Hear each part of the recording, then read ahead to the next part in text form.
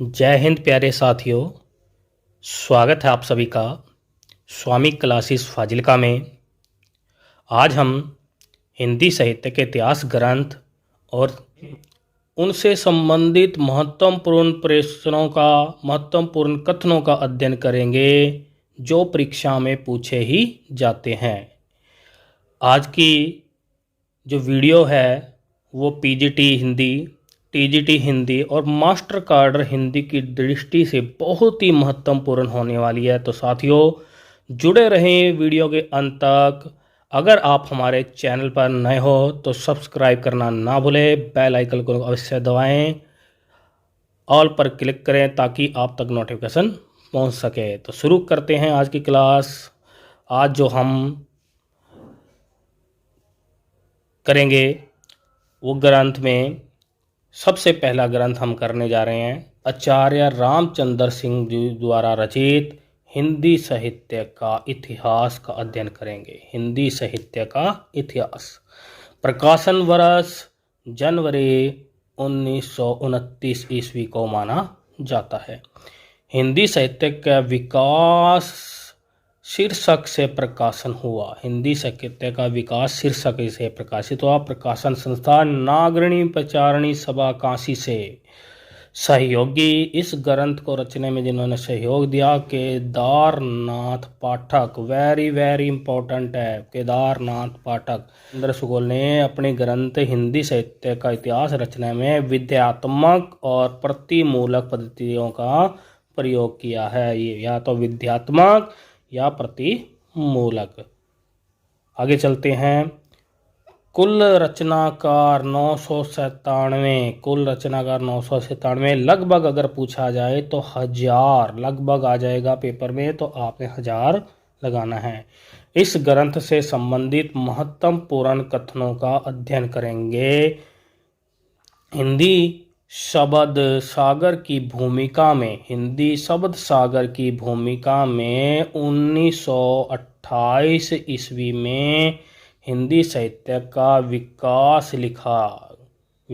नाम से ये प्रकाशित हुआ।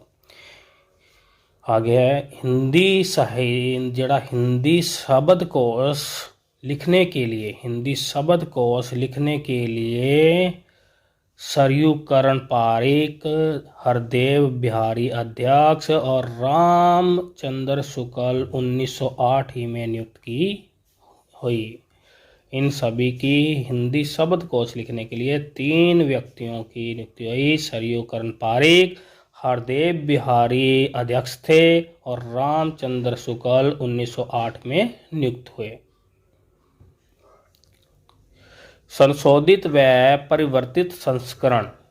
आचार्य रामचंद्र शुक्ल का हिंदी साहित्य का इतिहास ग्रंथ है। उसका संशोधित और परिवर्तित संस्करण 1940 ईस्वी में हिंदी साहित्य का इतिहास नाम से प्रकाशित कराया गया। हिंदी साहित्य को 4 युगों में बांटा। आचार्य रामचंद्र शुक्ल ने अपने ग्रंथ में हिंदी साहित्य को 4 युगों में बांटा है।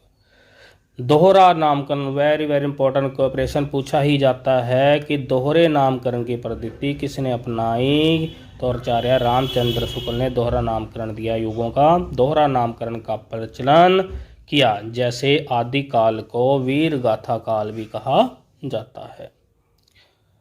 आगे है शुक्ल जी ने हिंदी साहित्य का आरंभ सिद्ध साहित्य से माना है। शुक्ल जी ने आदि काल को।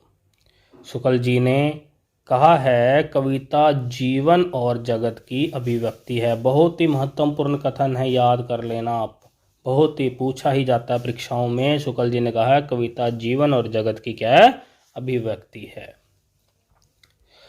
आचार्य शुक्ल जी ने कहा है कि प्रत्येक देश का साहित्य वहाँ की जनता की चित्तवृत्ति का संचित प्रतिबिंब होता है। इसी पुस्तक में कहा है। बहुत ही इम्पोर्टेंट कथन है, ये भी परीक्षा में पूछा ही जाता है। IMP कथन है आचार्य रामचंद्र शुक्ल का।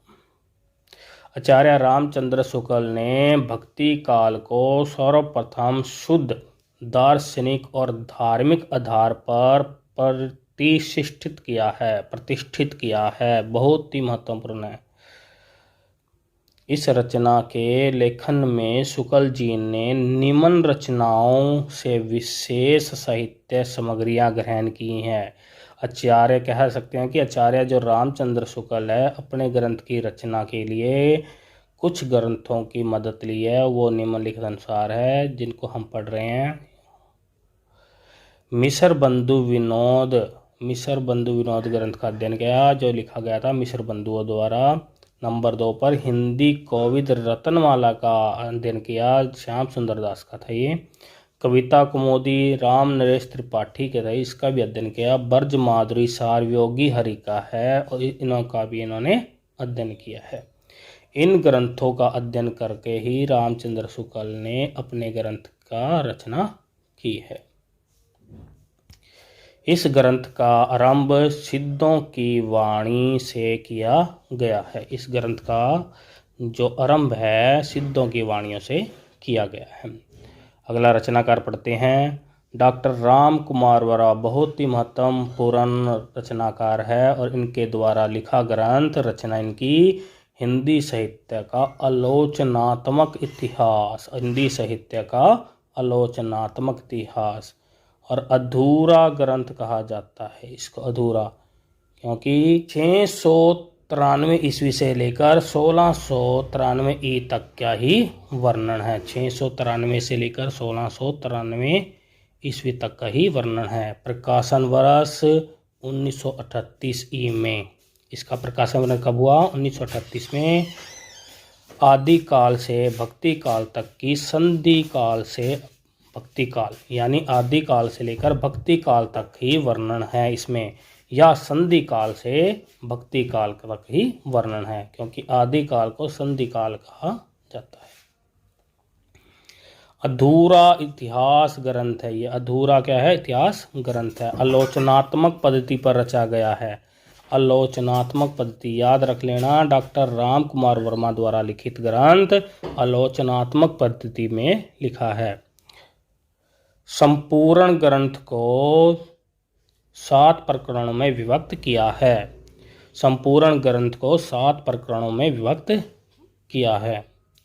डॉक्टर राम कुमार वर्मा ने शंभू को, जो कि अपभ्रंश के सबसे पहले कवि को प्रथम कवि माना है।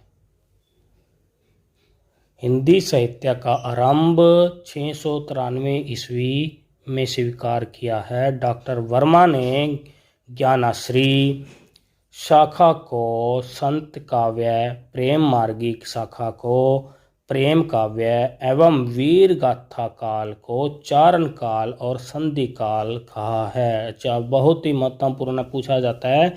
संत काव्य, ज्ञानाश्री शाखा को संत काव्य किसने नाम दिया? तो डॉक्टर राम कुमार वर्मा ने। प्रेम मार्गी शाखा को प्रेम काव्य किसने कहा? डॉक्टर राम कुमार वर्मा ने। और वीर काल को चारण काल किसने कहा? डॉक्टर राम कुमार वर्मा ने। चारण काल या संधि काल किसने कहा? डॉक्टर राम कुमार वर्मा ने। इन्होंने अपनी पहली कविता मात्र 17 वर्ष की आयु में देश सेवा, कौन सी पहली कविता? देश सेवा, 17 वर्ष की आयु में शीर्षक से लिखी थी, जिस पर इन्हें 51 यानी 51 रुपये का पुरस्कार भी मिला है।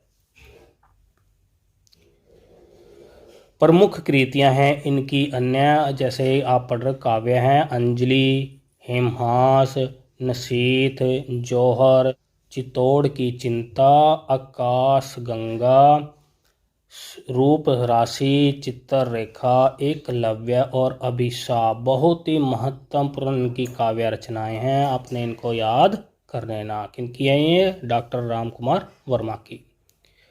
आगे चलते हैं। आचार्य हजारी प्रसाद द्विवेदी के बारे में पढ़ेंगे।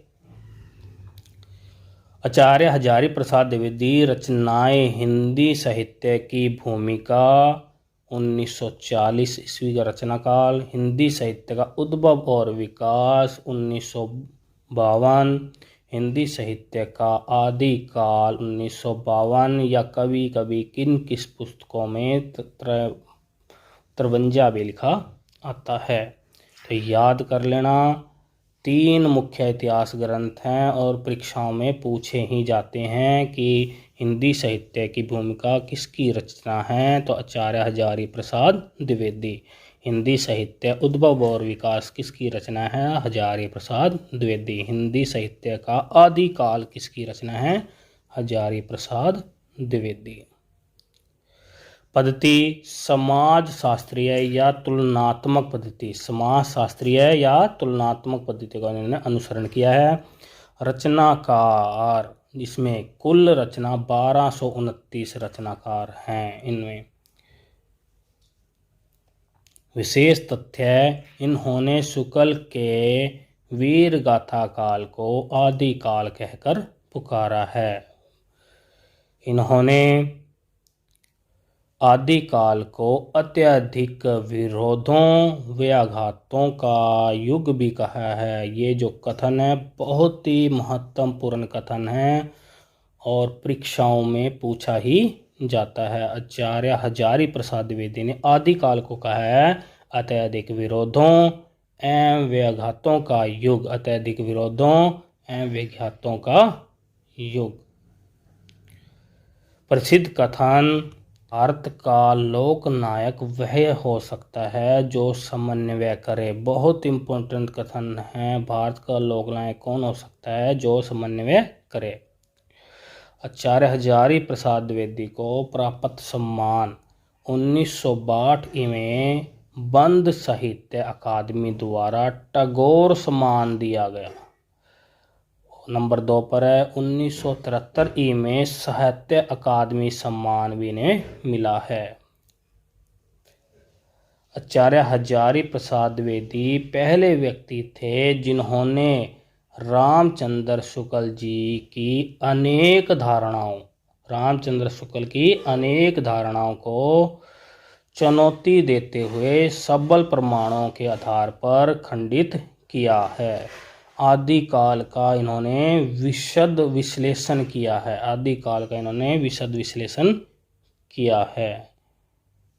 तो साथियों, आज हमने 3 कवियों का अध्ययन किया है, जिसमें सबसे पहले हमने किया आचार्य रामचंद्र शुक्ल, जिनका लिखा हुआ ग्रंथ हिंदी साहित्य का इतिहास। नंबर 2 पर किया मैंने डॉक्टर राम कुमार वर्मा, हिंदी साहित्य का आलोचनात्मक इतिहास। और नंबर 3 पर किया है हजारी प्रसाद द्विवेदी के ग्रंथ हिंदी साहित्य की भूमिका, हिंदी साहित्य का उद्भव और विकास, हिंदी साहित्य का आदिकाल। और आचार्य हजारी प्रसाद द्विवेदी से संबंधित महत्वपूर्ण कथनों का अध्ययन किया है। इन ग्रंथों से महत्वपूर्ण तथ्यों का हमने आज अध्ययन किया जो परीक्षा में पूछा ही जाता है। आशा करता हूँ कि आज की क्लास आपको बहुत अच्छी लगी होगी और कुछ ना कुछ अवश्य सीखने को मिला होगा। तो मिलते हैं अगली क्लास में। लाइक और शेयर करना ना भूलें, सब्सक्राइब करें, बेल आइकन को दबाएं, ऑल पर क्लिक करें। नमस्कार, जय हिंद।